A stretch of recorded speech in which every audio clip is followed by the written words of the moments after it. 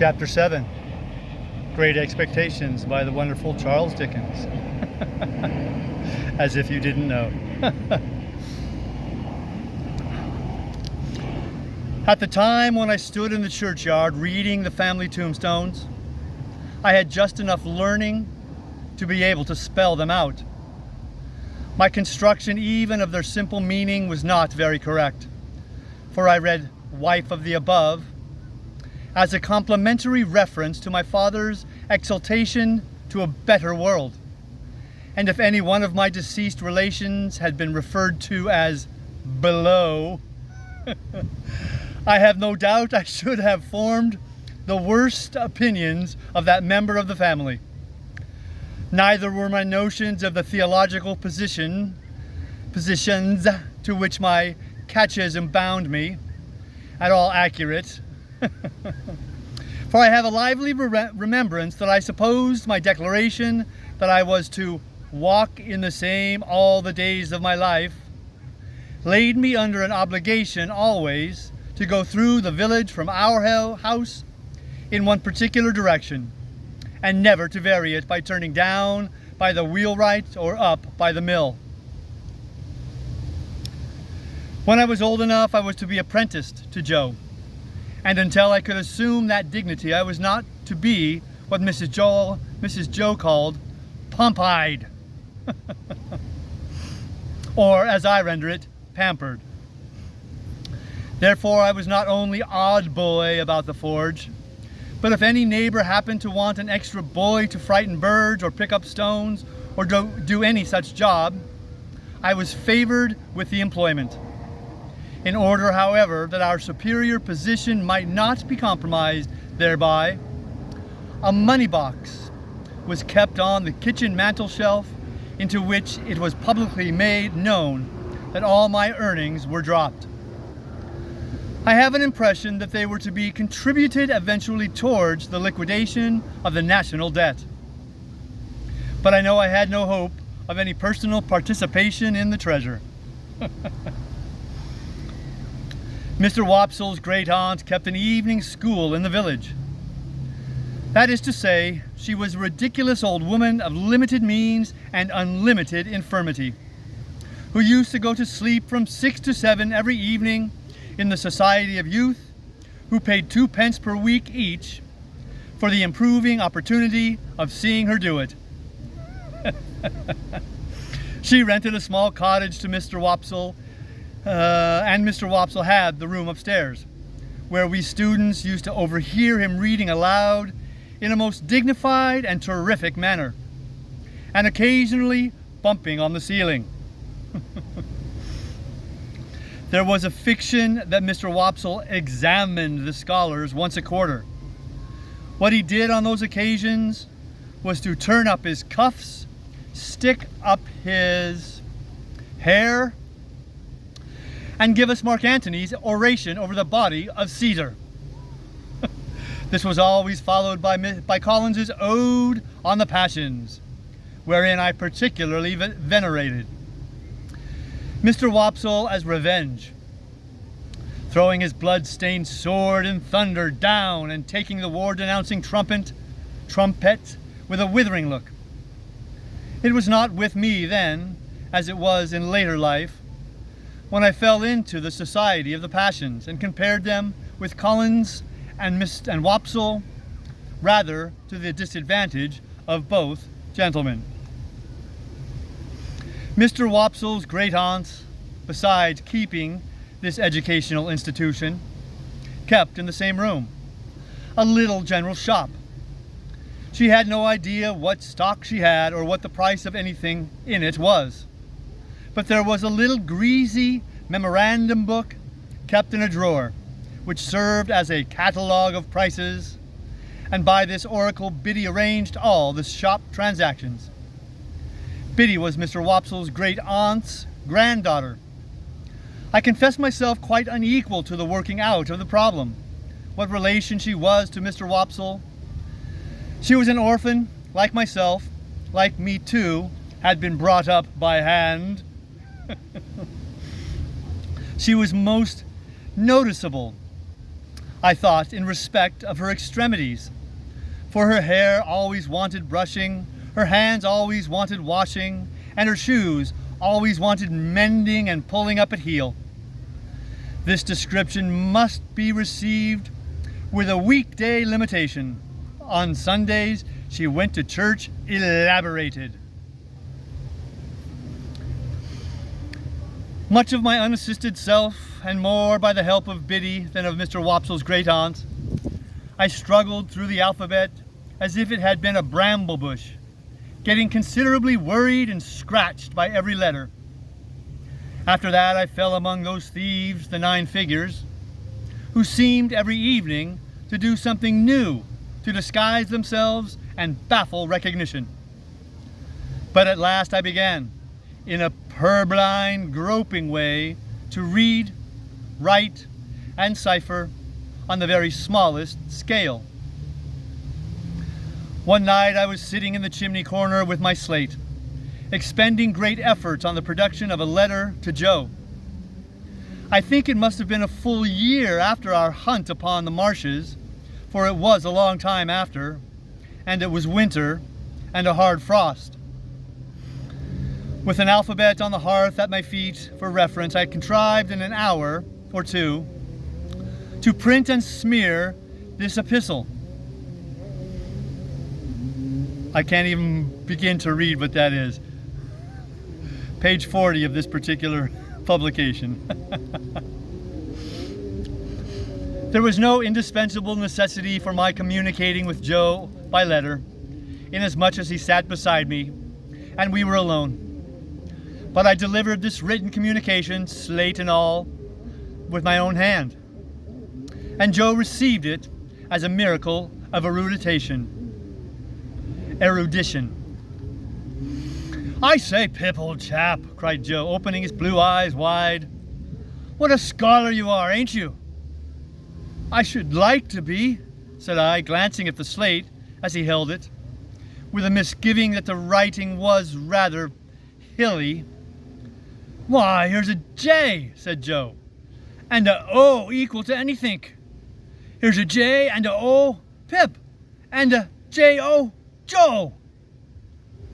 I had never heard Joe read aloud to any greater extent than this monosyllable, and I had observed at church last Sunday, when I accidentally held our prayer book upside down, that it seemed to suit his convenience quite as well as if it had been all right. Wishing to embrace the present occasion of finding out whether in teaching Joe I should have to begin quite at the beginning, I said, but read the rest, Joe." "The rest, eh, Pip?" said Joe, looking at it with a slowly searching eye. 1, 2, 3, why, here's 3 J's and 3 O's and 3 J-O's, Joe's, in it, Pip." I leaned over Joe, and with the aid of my forefinger, read him the whole letter. "Astonishing," said Joe when I had finished. "You are a scholar." "How do you spell Gargery, Joe?" I asked him with a modest patronage. "I don't spell it at all," said Joe. "But supposing you did?" "It can't be supposed," said Joe, "though I'm uncommon fond of reading, too." "Are you, Joe?" "Uncommon. Give me," said Joe, "a good book or a good newspaper, and sit me down afore a good fire, and I ask no better. Lord," he continued, after rubbing his knees a little, "when you do come to a J and a O, and says you, 'Here at last is a J-O, Joe,' how interesting reading is." I derived from this last that Joe's education, like steam, was yet in its infancy. Pursuing the subject, I inquired, "Didn't you ever go to school, Joe, when you were as little as me?" "No, Pip." "Why didn't you ever go to school, Joe, when you were as little as me?" "Well, Pip," said Joe, taking up the poker and settling himself to his usual occupation when he was thoughtful, of slowly raking the fire between the lower bars. I'll tell you, my father, Pip, he were given to drink, and when he were overtook with drink, he hammered away at my mother most unmerciful. It were a'most the only hammering he did, indeed, excepting at myself, and he hammered at me with a wigger only to be equalled by the wigger with which he didn't hammer at his annual. You are listening and understanding, Pip? Yes, Joe. Consequence. My mother and me, we ran away from my father several times, and then my mother, she'd go out to work and she'd say, Joe, she'd say, now please God, you shall have some schooling, child. And she put me to school. But my father were that good in his heart that he couldn't bear to be without us. So he'd come with a most tremendous crowd and make such a row at the doors of the houses where he was, that they used to be obliged to have no more to do with us and to give us up to him. And then he took us home and hammered us. Which you see, Pip, said Joe, pausing in his meditative raking of the fire and looking at me, were a drawback on my learning. Certainly, poor Joe. Though mind you, Pip, said Joe, with a judicial touch or two of the poker at the top bar, rendering unto all their due and maintaining equal justice betwixt man and man, my father were that good in his heart, don't you see? I didn't see, but I didn't say so. Well, Joe pursued, somebody must keep the pot a-biling, Pip, or the pot won't bile, don't you know? I saw that and said so. Consequence, my father didn't make objections to my going to work, so I went to work at my present calling, which were his too, if he would have followed it. I worked tolerable hard, I assure you, Pip. In time I were able to keep him, and I kept him till he went off in a purple leptic fit. And it were my intentions to have had put upon his tombstone that, whatsoever the failings on his part, remember, reader, he were that good in his heart. Joe recited this couplet with such manifest pride and careful perspicuity that I asked him if he had made it himself. I made it, said Joe, my own self. I made it in a moment. It was like striking out a horseshoe complete in a single blow. I never was so much surprised in all my life. Couldn't credit my own head, to tell you the truth. Hardly believed it were my own head. As I was saying, Pip, it were my intentions to have had it cut over him. But poetry costs money. Cut it how you will, small or large, and it were not done. Not to mention bearers, all the money that could be spared were wanted for my mother. So we were in poor health and quite broke. She weren't long of following, poor soul, and her share of peace came round at last.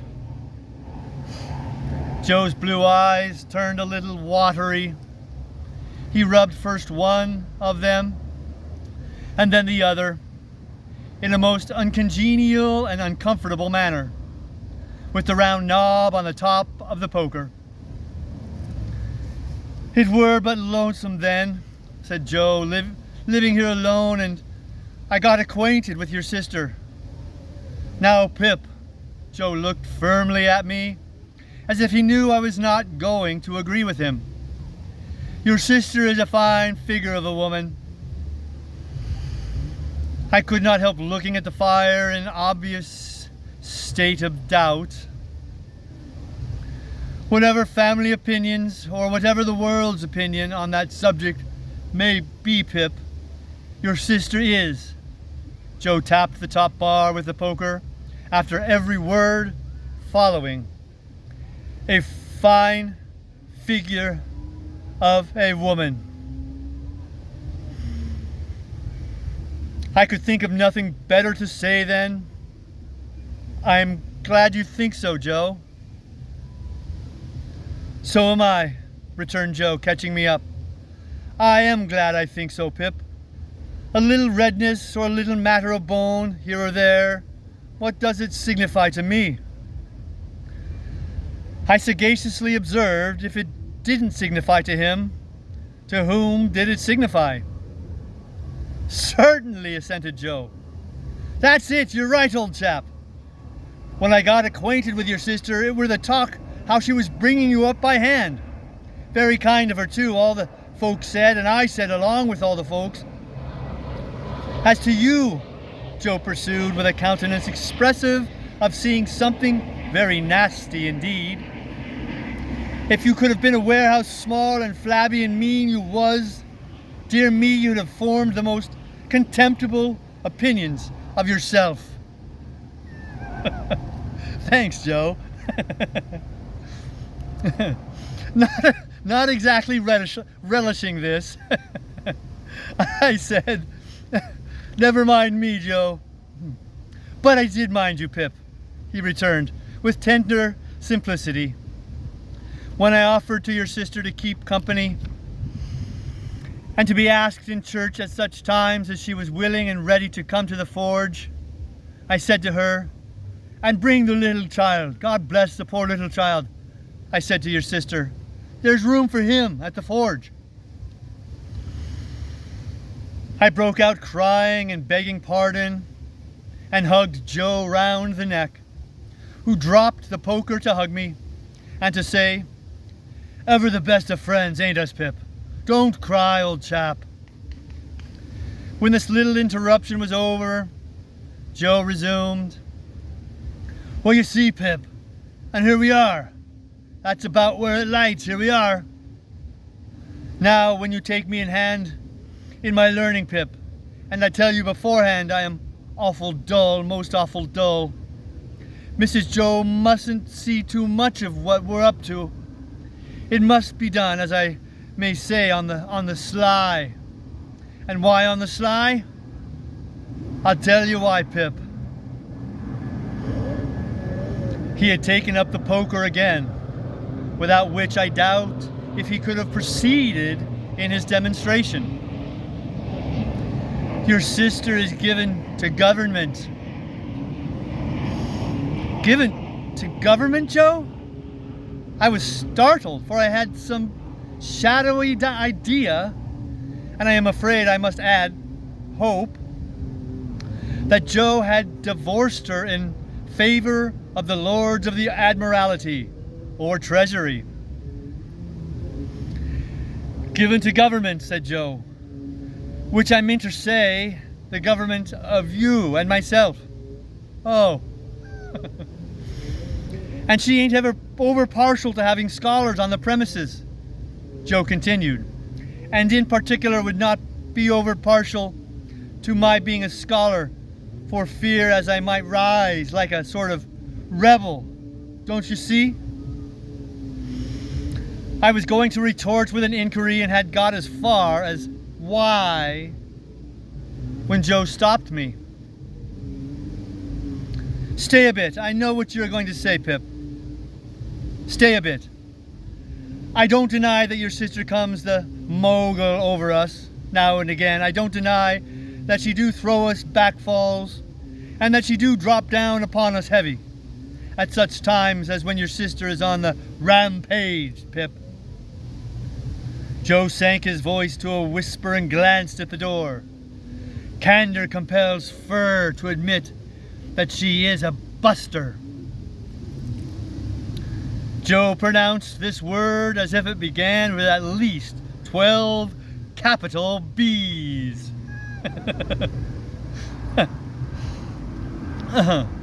Why don't I rise? That were your observation when I broke it off, Pip. Yes, Joe. Well, said Joe, passing the poker into his left hand. Then he might feel his whisker, and I had no hope of him whenever, he took to that placid occupation. Your sister's a mastermind, a mastermind. What's that? I asked in some hope of bringing him to a stand. But Joe was readier with his definition than I had expected, and completely stopped me by arguing circularly and answering with a fixed look, her. And I ain't a mastermind, Joe resumed when he had unfixed his look and got back to his whisker. And last of all, Pip, and this I want to say very serious to you, old chap, I see so much in my poor mother of a woman drudging and slaving and breaking her honest heart and never getting no peace in her mortal days, that I'm dead afeard of going wrong in the way of not doing what's right by a woman. And I'd fur rather of the two go wrong the t'other way and be a little ill-convenienced myself. I wish it was only me that got put out, Pip. I wish there weren't no tickler for you, old chap. I wish I could take it all on myself, but this is the up and down and straight on it, Pip. And I hope you'll overlook shortcomings. Young as I was, I believe that I dated a new admiration of Joe from that night. We were equals afterwards, as we had been before. But afterwards, at quiet times, when I sat looking at Joe and thinking about him, I had a new sensation of feeling conscious that I was looking up to Joe in my heart. However, said Joe, rising to replenish the fire, here's the Dutch o'clock working himself up to being equal to strike 8 of 'em. And she's not coming home yet. I hope Uncle Pumblechook's mare main have set a forefoot on a piece of ice and gone down. Mrs. Joe made occasional trips with Uncle Pumblechook on market days to assist him in buying such household stuffs and goods as required a woman's judgment. Uncle Pumblechook being a bachelor and reposing no confidences in his domestic servant. This was market day and Mrs. Joe was out on one of these expeditions. Joe made the fire and swept the hearth, and then we went to the door to listen for the chaise cart. It was a dry, cold night, and the wind blew keenly, and the frost was white and hard. A man would die tonight of lying out on the marshes, I thought. And then I looked at the stars and considered how awful it would be for a man to turn his face up to them as he froze to death and see no help or pity in all the glittering multitude. Here comes the mare, said Joe, ringing like a peal of bells. The sound of her iron shoes upon the hard road was quite musical, as she came along at a much brisker trot than usual. We got a chair out, ready for Mrs. Joe. Mrs. Joe's alighting, and stirred up the fire that they might see a bright window, and took a final survey of the kitchen that nothing might be out of its place. When we had completed these preparations, they drove up, wrapped to the eyes.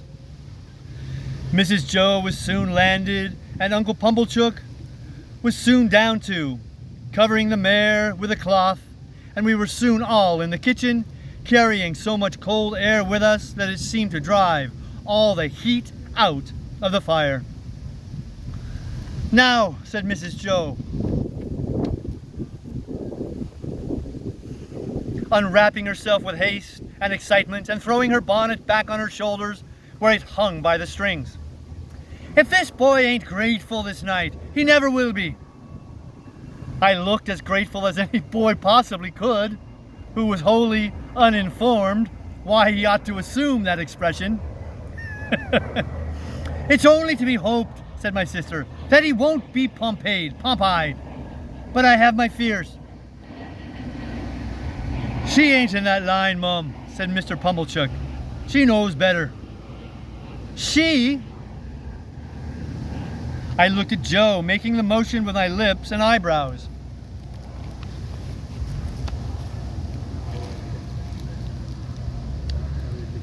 She!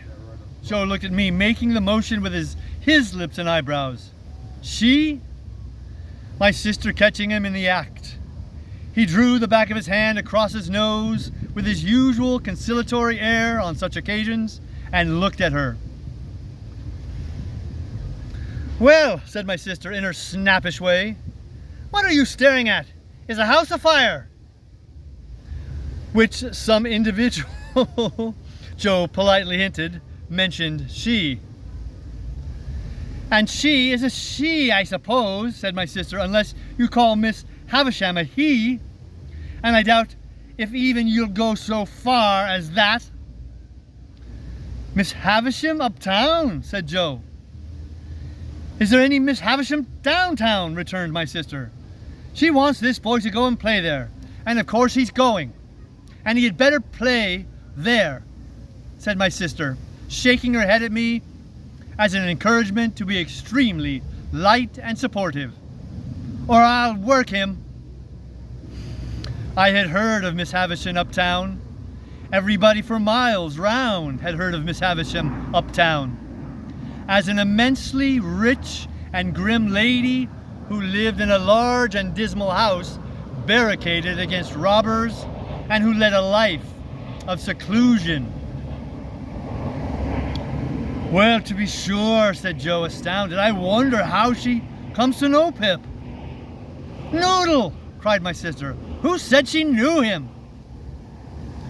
Which some individual, Joe again politely hinted, mentioned that she wanted him to go and play there. And couldn't she ask Uncle Pumblechook if he knew of a boy to go and play there? Isn't it just barely possible that Uncle Pumblechook may be a tenant of hers and that he may sometimes, we won't say quarterly or half yearly, for that would be requiring too much of you, but sometimes go there to pay his rent?